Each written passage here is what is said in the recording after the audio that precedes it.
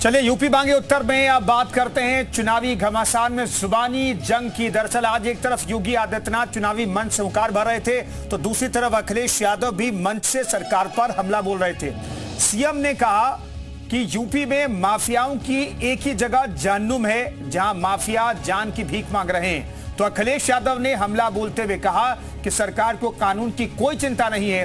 अखिलेश यादव ने जयंत चौधरी पर भी निशाना साधा।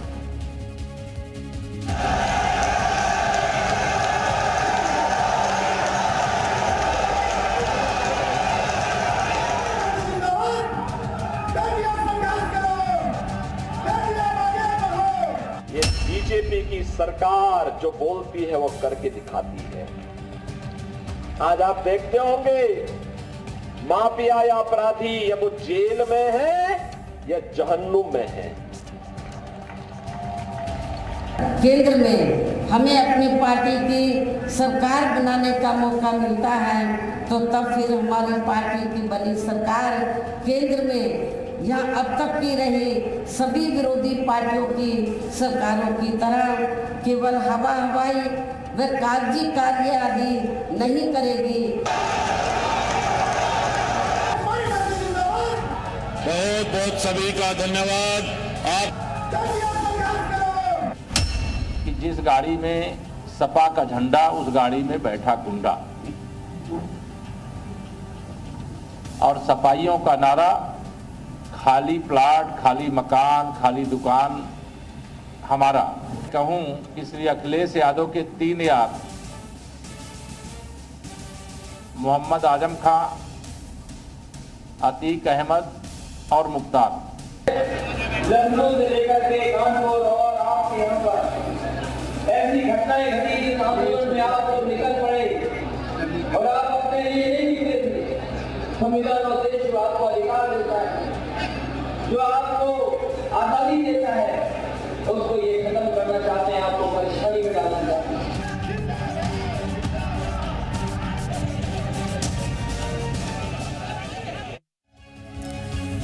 तो जुबानी जंग जो है जबरदस्त तरीके से जारी है। तमाम मेहमान हमारे साथ मौजूद हैं। आनंद दुबे साहब पहले से प्रवक्ता बीजेपी के मौजूद हैं, प्रदीप सिंह हमारे साथ प्रवक्ता कांग्रेस के मौजूद हैं, अभिषेक राय जी हमारे साथ मौजूद रहेंगे, रोहित अग्रवाल प्रवक्ता रेड्डी के हमारे साथ जुड़े हैं।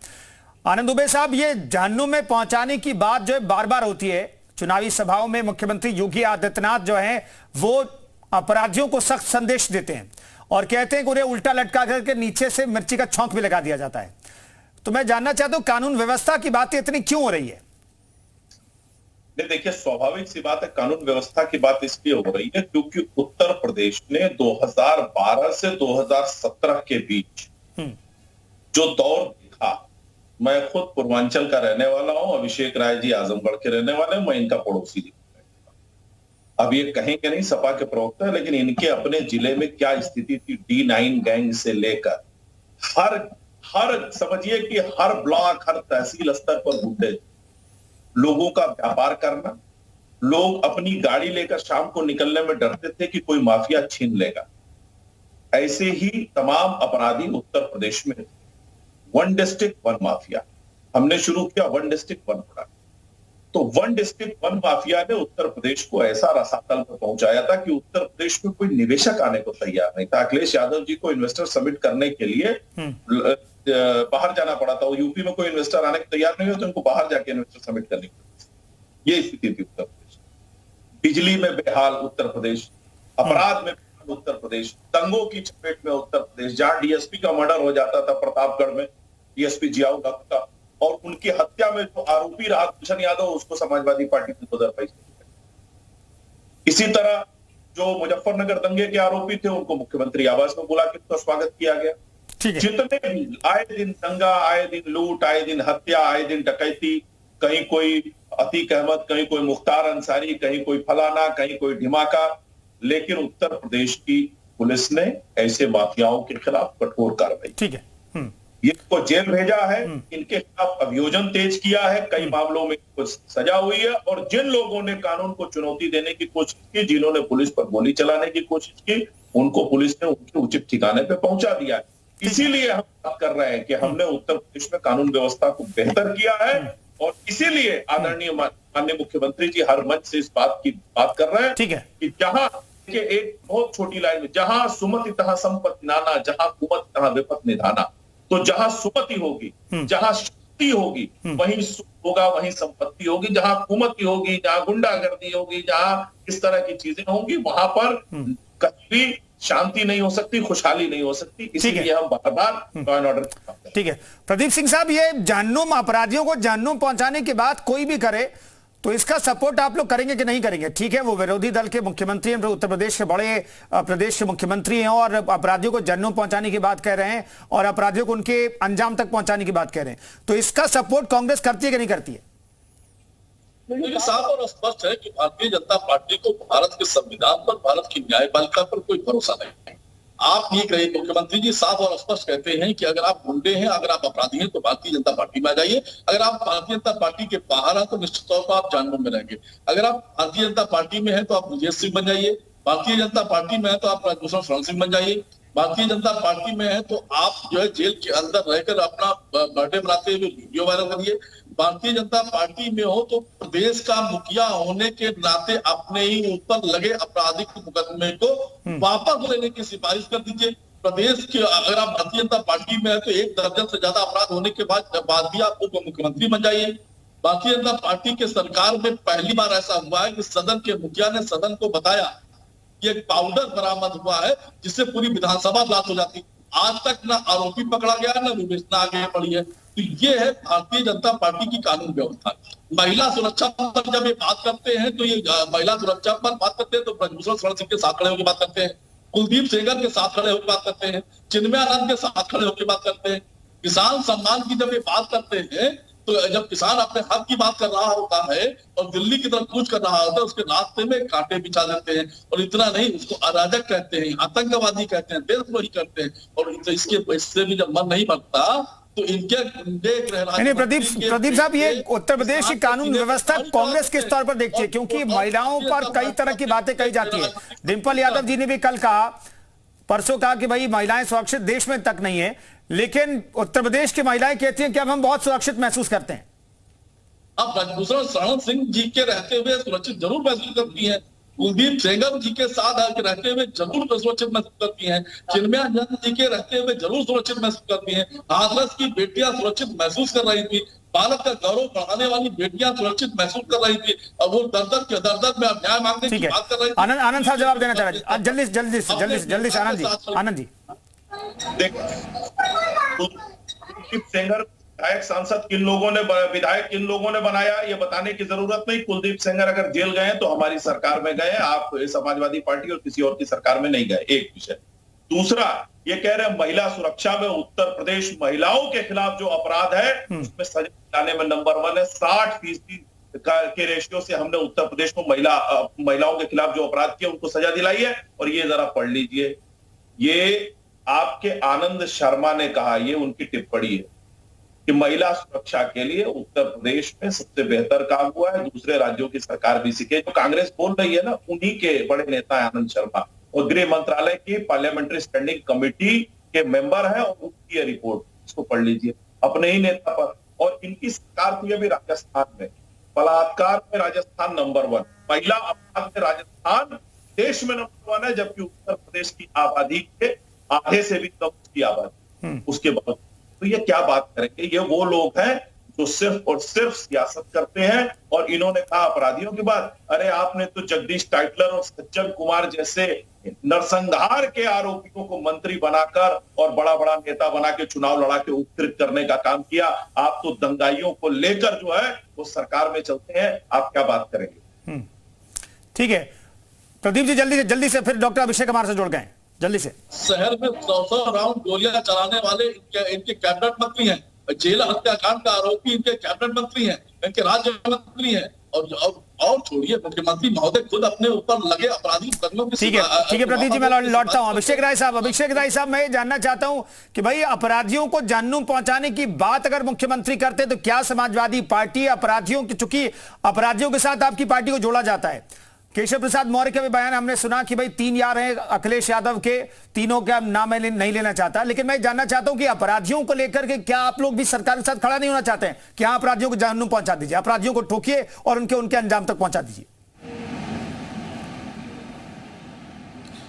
कुंदन भाई, मेरा बहुत सीधा सा कहना है। देखिए, उत्तर प्रदेश पुलिस ने डीजीपी ऑफिस से एक लेटर जारी किया, 66 माफियाओं की लिस्ट निकली।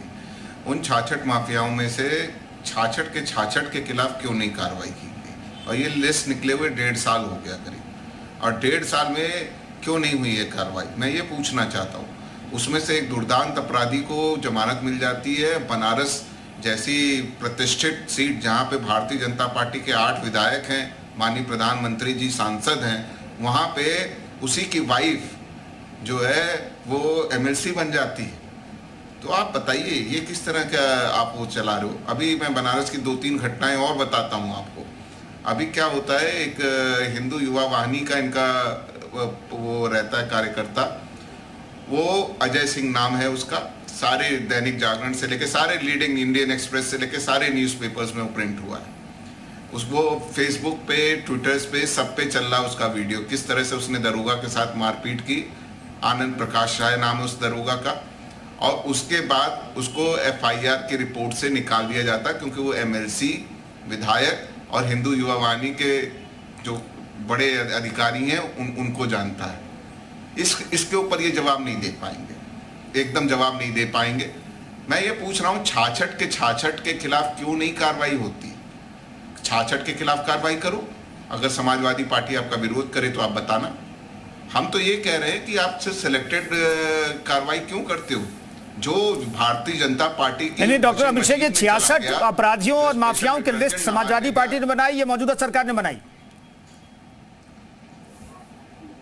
मौजूदा सरकार ने बनाई है साहब, 1.5 साल पहले वो लिस्ट। हाँ, तो अगर कोई पक्षपात करना होता तो उसमें तो अपने जो आप जिधर आप इशारा करना चाहते हैं उस माफिया का नाम ही नहीं आता उस लिस्ट में। नहीं तो है तो क्यों नहीं कार्रवाई हुई? उसको छुपा नहीं सकते। जो 27 मर्डर करके एक दिन में 27 मर्डर वो भी हॉस्पिटल में करके आया हो, ठीक है आनंद जी, आ रहा हूं, वो खुलेआम दुर्दांत अपराधी को घूम रहा है और इस तरह की बातें ये करते हैं, स्वच्छता की बातें करते हैं। इनको कहते हैं ना कि चलिए ठीक है आनंद साहब जवाब देना चाहते हैं, चूंकि आरएलडी के प्रवक्ता रोहित अग्रवाल जी हमारे साथ मौजूद, लेकिन आनंद साहब जल्दी से छोटा सा रिएक्शन एकदम। समाजवादी पार्टी की स्थिति बड़ी छोटी है, इनको नहीं पता, चाहे ध्रुव सिंह कुंटू हो, चाहे अखंड सिंह हो, चाहे योगेश भदौड़ा हो, चाहे अमित कसाना हो, चाहे अनिल दुजाना हो, चाहे बदन सिंह बद्दो हो, चाहे सुंदर भाटी हो, चाहे अहमद, चाहे मुख्तार अंसारी हो, चाहे जैसे कार्रवाई हुई है। लेकिन जिन लोगों ने हमेशा अपराध में जाति और जमात देखी है, जिन्होंने ग्रामपुर ग्रुप सेंटर में, अरे किस तरह की बात करते हो? 8 एमएल विधायक और वो रहते हुए आप उसकी बीबी को जिता देते हो, हैं? दुर्दांत अपराधी के तलवे तुम आप दबा के बैठे हुए हो। माननीय मुख्यमंत्री इलाहाबाद हाईकोर्ट की टिप्पणी थी कि आप बस चले तो आप इनको पद्म भूषण में देंगे। सबसे पहला काम करके आके ऐसे लोगों से कौन सा सर्टिफिकेट लेना? किस तरह की बात करते हो आप किस तरह की बातें करते हो? अरे कम से कम अपने जमीन में एक उंगली पॉइंट कर दो, 3 उंगली आपकी तरफ है। अखिलेश यादव जी की सरकार ने केस वापस लेने की बात की थी या नहीं? आप बताइए मुझे। वो चीज देख लो, अखिलेश यादव जी की सरकार ने केस वापस लेने की बात की थी या नहीं? आप मुझे बताइए। क्या मैं झूठ बोल रहा हूँ? क्या मैं गलत बोल रहा हूँ? और जिन आतंकियों का केस वापस लेने की बात की थी उनको, उन्हीं को कोर्ट के द्वारा सजा दी गई है। आप क्या बात करेंगे? आप मुझे बताइए ना। आपने गुलशन यादव को टिकट दिया, आपने नाहिद हुसैन को टिकट दिया, आपने तो तमाम गुंडे माफियाओं को टिकट देने का काम किया। आपने कहा आप पहले उसी मुख्तार अंसारी के खिलाफ खड़े हुए, बाद में उसी मुख्तार अंसारी के भाई को टिकट दिया और अखिलेश यादव जी उसी के लिए प्रचार करने गए। तो आपकी तो कथनी और करनी में कोई अंतर नहीं है। आप तो आतंकवादियों के साथ भी खड़े होते हैं, दंगाइयों के साथ भी खड़े। ठीक है आनंद जी, अभिषेक साहब ठीक है, थोड़ा शांत हो जाइए, थोड़ा पानी पीजिए। रोहित अग्रवाल जी हमारे साथ मौजूद हैं, प्रवक्ता आरएलडी के। रोहित अग्रवाल साहब, मैं जानना चाहता हूं, आज अखिलेश यादव ने कहा कि भाई आप लोग जो है सिक्योरिटी के लिए दिल्ली में सिक्योरिटी मिल जाए, इसलिए आप लोगों ने गठबंधन तोड़ दिया समाजवादी पार्टी के साथ। क्या यही वजह है या कोई और वजह है? देखिए कुंदन भाई, मुझे लगता है इससे ज्यादा छोटा तर्क कोई नहीं हो सकता, क्योंकि शायद अखिलेश यादव जी इतने सालों में माननीय जयंत चौधरी जी को अपना मित्र तो बताते रहे, परंतु अपने मित्र को समझ नहीं पाए कि माननीय जयंत चौधरी जी के पास ऑलरेडी 6 ऑफिशियल गनर हैं, जिनको आज तक माननीय जयंत चौधरी जी ने इस्तेमाल नहीं किया, और वो आज भी पुलिस लाइन में आराम कर रहे हैं, वो 6 के 6 सिक्योरिटी गार्ड्स, क्योंकि माननीय जयंत चौधरी जी ने कभी भी सिक्योरिटी लेके चलना उचित नहीं समझा। और ये सिर्फ माननीय जयंत चौधरी नहीं, ये पूरे चौधरी परिवार का एक नियम रहा है कि चाहे वो चौधरी चरण सिंह जी रहे हो, चाहे चौधरी अजीत सिंह जी रहे हो, उन्होंने कभी सिक्योरिटी में चलना नहीं उचित समझा। वो हमेशा मानते हैं कि अपने कार्यकर्ताओं के बीच में रहना के लिए हमें कोई सिक्योरिटी नहीं चाहिए, हमारे कार्यकर्ता खुद हमारी सिक्योरिटी है। दूसरी बात, अखिलेश यादव जी क्योंकि स्वयं जिसकी जैसी सोच होती है वो वही सोच सकता है। अखिलेश यादव जी ने एक और बात कही जो कि मुझे लगता है कि उनको नहीं कहनी चाहिए थी, कम से कम राष्ट्रीय लोकदल के लिए, क्योंकि राष्ट्रीय लोकदल ने माननीय मुलायम सिंह जी को नेता बनाया। चौधरी चरण सिंह जी ने हाथ पकड़ के माननीय मुलायम सिंह जी को नेता बना दिया।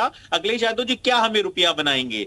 और माननीय मुलायम सिंह जी तो गिड़गिड़ाते हुए आए थे चौधरी चरण सिंह जी के पास कि आप हमारी जान बचा लीजिए, तो उनको प्रदेश अध्यक्ष बना के उनकी जान बचाने का काम चौधरी चरण सिंह जी ने किया था। अगर उस समय चौधरी चरण सिंह जी ने मुलायम सिंह जी की जान ना बचाई होती तो शायद आज अखिलेश यादव जी अस्तित्व में ना होते, उनका जन्म भी ना हुआ होता।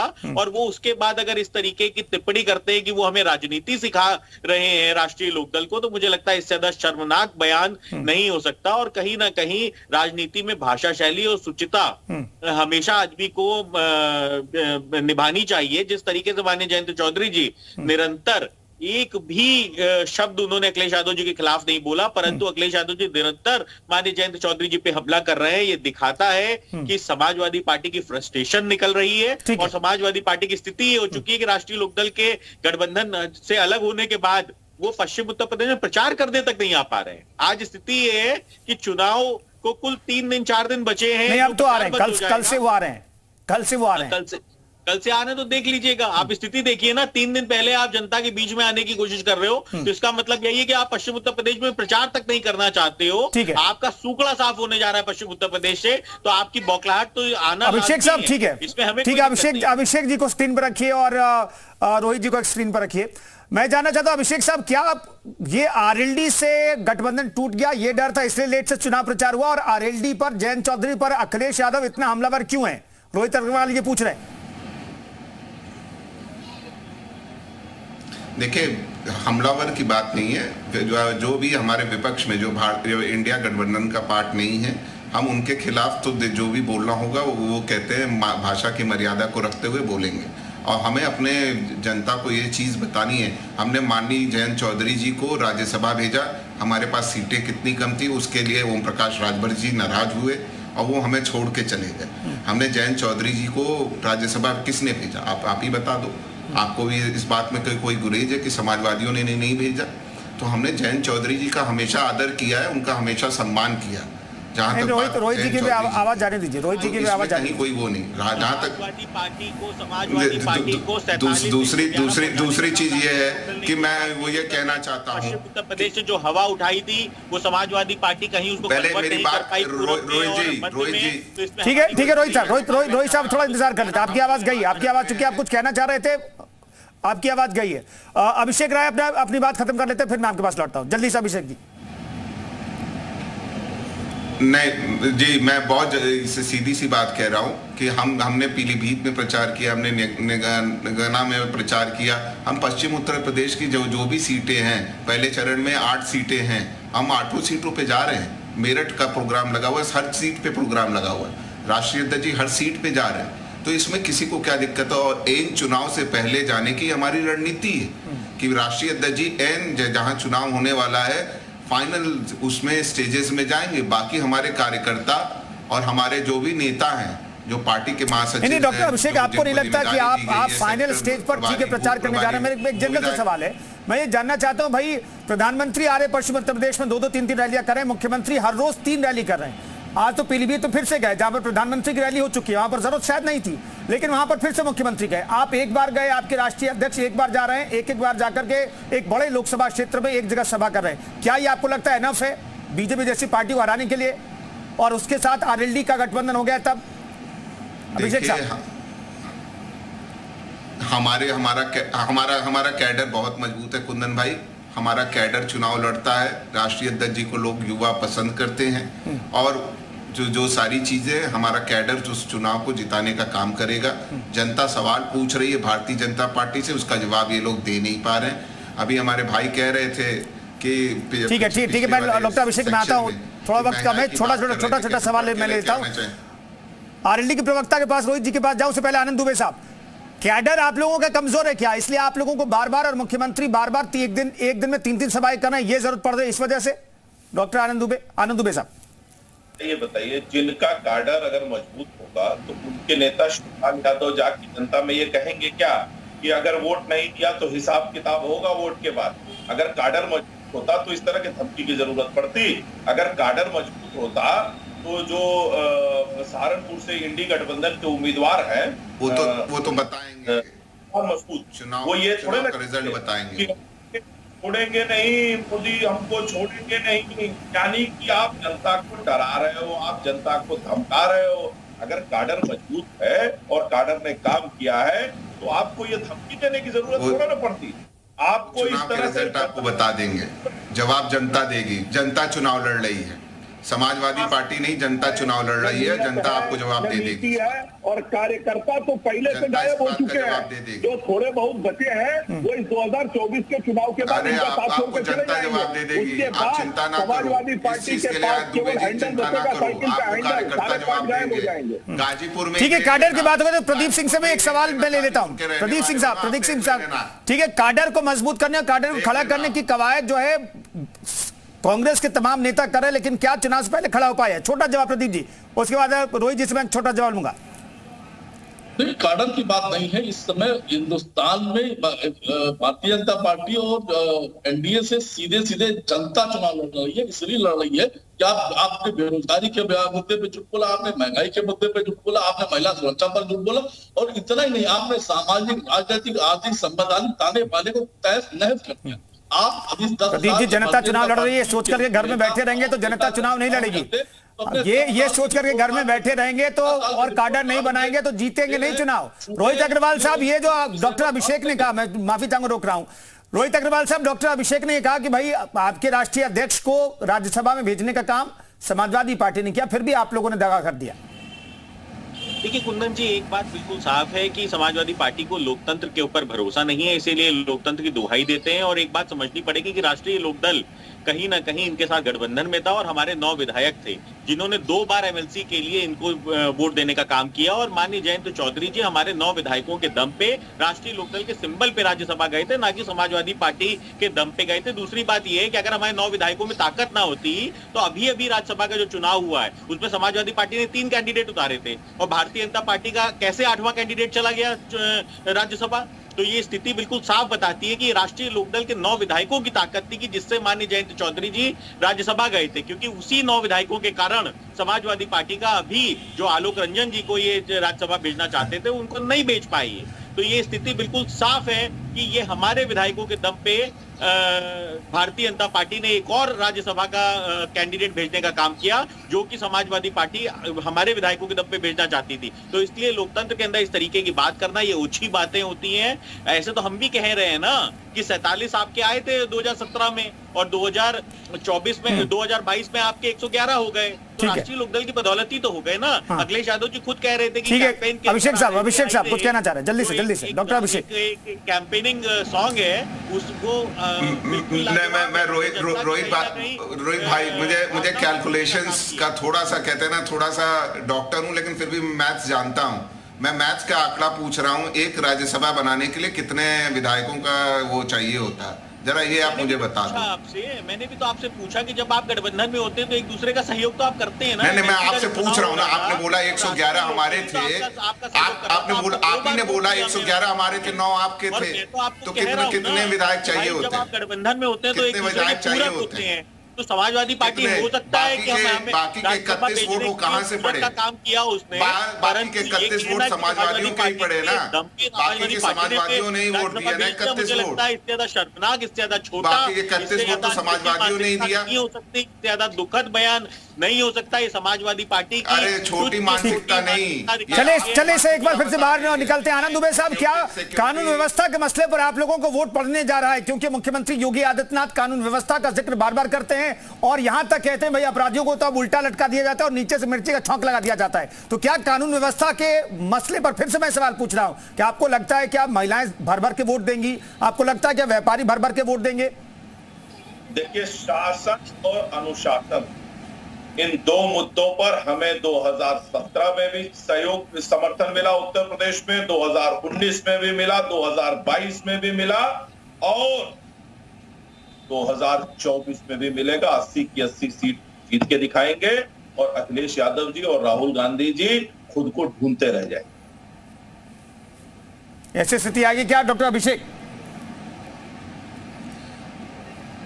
मुंगेरी लाल के हसीन सपने, एक लाइन में कह रहा हूं, मुंगेरी लाल के हसीन सपने, ये अपनी गाजीपुर की सीट ही भी। चलिए, मैं रोक रहा हूं तमाम मेहमानों का। सपने कौन देख रहा है और कौन सपनों के लिए मेहनत कर रहा है, ये जनता भी देख रही है और नतीजे बताएंगे कि वाकई में सपने किसके साकार होंगे। बहुत बहुत धन्यवाद तमाम मेहमानों का चर्चा में शरीक होने के लिए।